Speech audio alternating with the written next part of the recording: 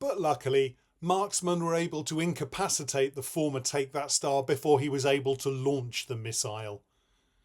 And now news from America, where we have some further details of President-elect Donald Trump's nominations for his cabinet. Firstly, his chief of staff is a 300-pound gorilla called Buster. It's the first of a number of very surprising picks. Buster has no experience in politics or the high-pressure world of running an administration.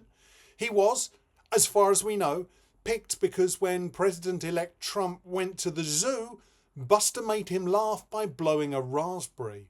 Secretary of Defense will be the Terminator.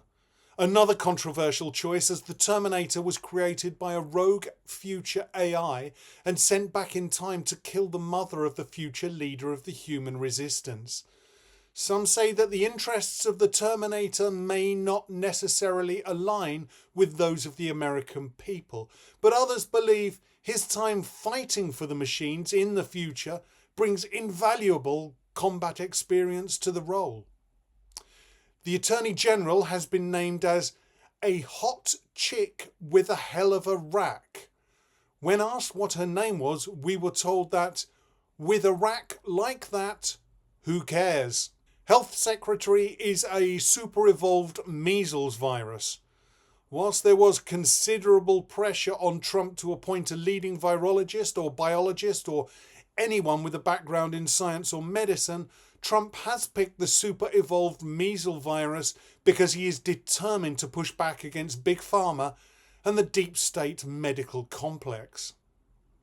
Heading up the Federal Communications Commission, effectively a regulatory agency for big tech, is Chad Whitmore, a friend of Trump's son Barron, who is supposedly really good at Destiny 2.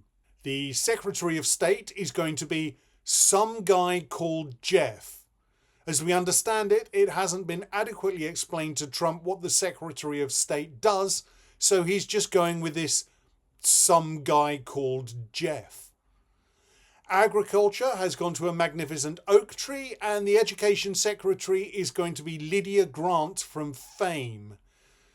Treasury, Commerce, Labour and Transport are all going to be merged together because Trump got bored with trying to think of lots of different secretaries, and they will probably be headed up by Marco Rubio or whoever. It seems clear that those areas will not be a focus for this administration.